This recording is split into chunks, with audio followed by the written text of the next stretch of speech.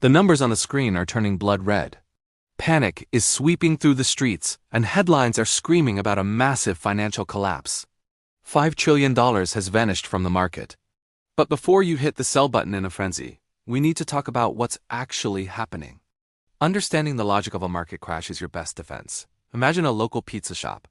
On paper, it's worth $100,000. Suddenly, everyone in town panics. They start selling their shares of the shop, and the price tag drops to $60,000. Does the pizza taste different? No. The shop is still intact, the ovens are hot, and customers still want pizza. This is the difference between price and intrinsic value. History proves this. Looking at the S&P 500 from 1929 to today, every major crash looks like a tiny dip in a massive upward climb over decades. So why is the 2025 market shaking? There are three main triggers. First, the geopolitical tension and new tariffs disrupting global trade routes. Second, the Federal Reserve. When interest rates go up to fight inflation, it becomes more expensive for companies to borrow money and grow. And third, the cooling of the AI hype. Investors are questioning if the massive spending by Nvidia, Microsoft, and Amazon will pay off soon enough. Let's gain some perspective. Remember March 2020? The world seemed to end, yet by December 2021, markets hit all-time highs. Warren Buffett famously said, "Be fearful when others are greedy, and be greedy when others are fearful." The current fear is a signal for the patient. Smart money uses strategies like dollar-cost averaging. By investing a fixed amount every month, you naturally buy more when prices are low. Look at giants like Apple. Those who bought during the 2022 lows saw incredible recoveries.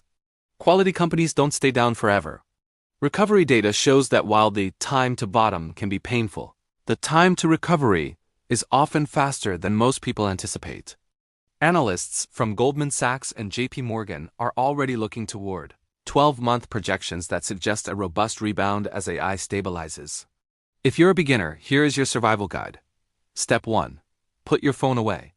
Don't let daily fluctuations drive your emotional decisions. Step 2. Ensure your emergency fund is full. You should never be forced to sell your investments just to pay your monthly rent. Step 3. Stick to index funds like VIU or SPY.